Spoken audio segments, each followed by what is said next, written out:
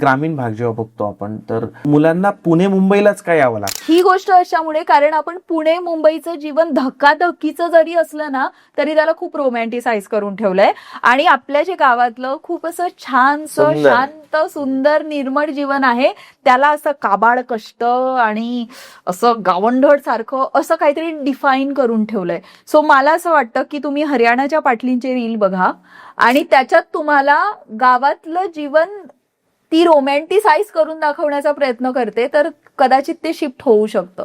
म्हणजे मी तुम्हाला सांगू, मी जेव्हा डिप्लोमाच्या फर्स्ट या सेकंड इयरला होती एक किस्सा सांगते. तेव्हा आमच्या एक ओळखीमध्ये होते, त्यांच्या मुलीला रिश्ता आलेला. मुलाकडे काहीतरी 10-15 बिघे जमीन होती आणि तिने त्या मुलाला नकार दिला.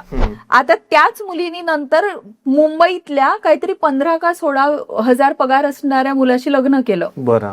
आणि तेव्हा आणि तेच थोडे असे ताई म्हणायचे तेव्हा मी तर लहान होते, मी माझं डोकं चालवायचे की आता हा मुंबईत हिचं 15-16 हजारात काय जीवन असणार, त्याच्यापेक्षा इथे 10-15 बिघे जर जमीन आहे तर ऍटलिस्ट ती शुद्ध खाऊ शकते, शांततेत राहू शकते, पोराच्या आई वडिलांचं घर आहे तिथे ती राहू शकते, भाडं द्यायचं नाहीये.